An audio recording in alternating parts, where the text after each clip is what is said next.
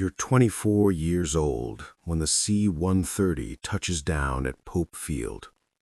The ramp drops. Warm North Carolina air rolls in, thick with pine and jet fuel. You shoulder your duffel and step off with 40 other candidates who just survived assessment and selection. 38 days of ruck marches, sleep deprivation, and instructors who never smile. Now you're in. Delta Force. 1st Special Forces Operational Detachment Delta. They don't call it that out loud. They just say, the unit. No ceremony, no handshake from the commander. A staff sergeant points you toward a white van with no windows. You climb in. The ride to the compound is silent. You stare at the back of the man in front of you. His name tape is blank. Yours will be too soon. They issue you a locker in the Ready Squadron. Cinder block walls, fluorescent lights that buzz, a cot, a footlocker, a small desk. Your name is already gone from the outside world. You are now operator, new guy, replaceable. The sergeant looks you over once. PT is 0430. Don't be late. That's it. The first weeks blur into gray routine. You run 6 miles before breakfast, temperature already 82 degrees. Then range time, then breaching drills, then medical class, then more running. No one explains why. You learn the unspoken rule fast. Ask only what you need to know. Everything else stays classified. You eat in the chow hall with men who have done things you will never be told about.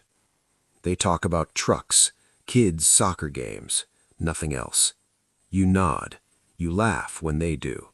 You feel the weight of not belonging yet. 6 months in, they send you on your first real rotation. Iraq, Al-Anbar Province, July 2007. 112 degrees in the shade.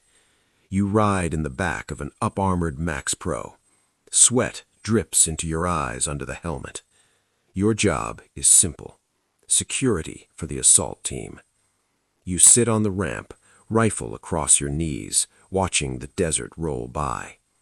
No one tells you the target's name, just coordinates. When the ramp drops, you move on muscle memory from the kill house back home. Door, flashbang, clear. 2 shots center mass on the man who reaches for the AK. It's over in 11 seconds, back in the truck before the dust settles. No one cheers. No one debriefs you emotionally. The after-action report is 3 pages of checkboxes. You sign it. You go back to your cot. Year 2. You're no longer the new guy. They give you a team, 4 men. You're responsible for their kit, their training, their lives. Promotions in the unit are quiet. No promotion board, no ceremony. One day the squadron sergeant major just says, "You're senior now, act like it." Pay bump is another $412 a month. Hazardous duty, family separation, special pay. It adds up to about $86,000 a year before taxes. Enough to buy the house your wife wants back in Fayetteville. Enough to make the absences feel justifiable. You fly home for 2 weeks of leave. Your daughter is 3 now. She hides behind your wife's leg when you walk through the door. You kneel. You smile the way you practiced in the mirror on the plane. "Hey, baby girl." She doesn't remember your voice. Your wife kisses you once, quick and careful. Later that night, she asks the question she always asks. When does this end? You tell her the same thing you always tell her. Soon. You both know it's a lie.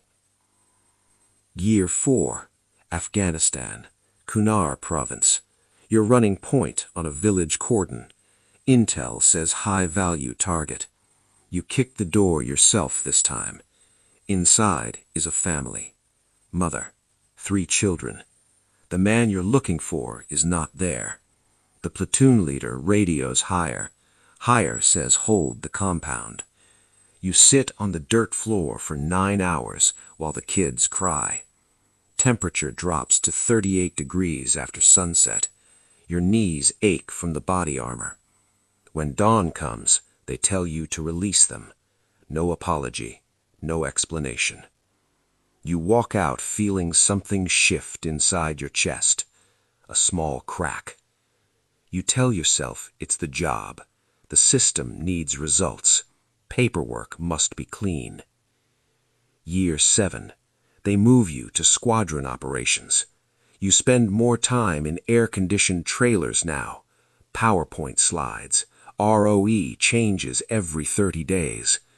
You learn how to write requests for close air support that will actually get approved. You learn the creative compliance.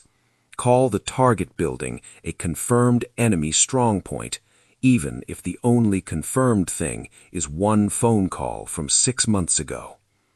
You sign your name on the bottom line. You send men you have trained into rooms you will never see. Sometimes they come back missing pieces. Sometimes they don't come back. Your wife files for separation while you are on a 6-month rotation. The papers arrive by courier to the forward operating base. You read them under a red flashlight at 0200. She writes that she can't compete with the unit anymore. You don't blame her. You sign them the next morning and mail them back through the APO. You do not cry. You run an extra 5 miles that night. The isolation feels almost clean. Year 11. You're 35. Team sergeant now. You brief the squadron commander yourself. He nods once, approves the mission. You fly into Syria at night. Blacked out MH6 Little Bird. Your team fast ropes onto a rooftop. The target is a bomb maker who supplies both ISIS and whoever pays the most. You clear the house floor by floor. On the 2nd floor, you find him reaching for a dead man's switch. You put 2 rounds through his eye socket before his hand closes. The switch never triggers. Later, in the exfil bird, one of your younger operators throws up in his lap. First kill. You hand him a bottle of water. You say nothing. There is nothing to say. The moral compromises stack like sandbags. You stop counting them. You tell yourself the targets are evil. You tell yourself the collateral is unavoidable. You tell yourself the flag on your shoulder still means something. The words get thinner every year. Year 15. You are back at Bragg between rotations. The new guys look at you the way you once looked at the old men. They ask quiet questions in the gym. How do you keep going? You give them the same half smile you were given. You just do.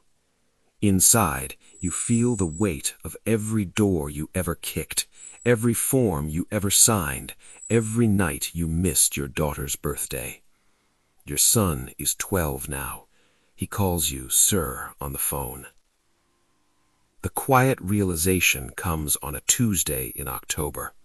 You were sitting in the squadron vault reviewing after-action footage from a raid that went textbook. 4 enemy killed, 0 friendly wounded. Perfect metrics. On the screen, a child runs past the doorway exactly 3 seconds after your team clears the room. The camera doesn't catch it. The report doesn't mention it. You pause the video. You stare at the empty hallway. For the first time, you understand the system does not care about the child. It cares about the metrics. It cares about the next target package. It cares about the funding line that arrives every fiscal year. You are not protecting America. You are feeding a machine that needs bodies and results to keep existing. The crack in your chest finishes splitting open. It does not hurt. It just empties. You finish your 20th year. The retirement ceremony is in a small room with fake wood paneling. 12 people. A shadow box with your medals. A certificate that says nothing about the real work. Your daughter is 19 now. She hugs you for the first time in years. It feels like a stranger's arms. Your ex-wife does not come. You drive out the gate at Fort Liberty for the last time. The guard salutes. You return it out of habit. In the rearview mirror, the compound shrinks until it is just another cluster of low buildings behind razor wire. You are 44 years old.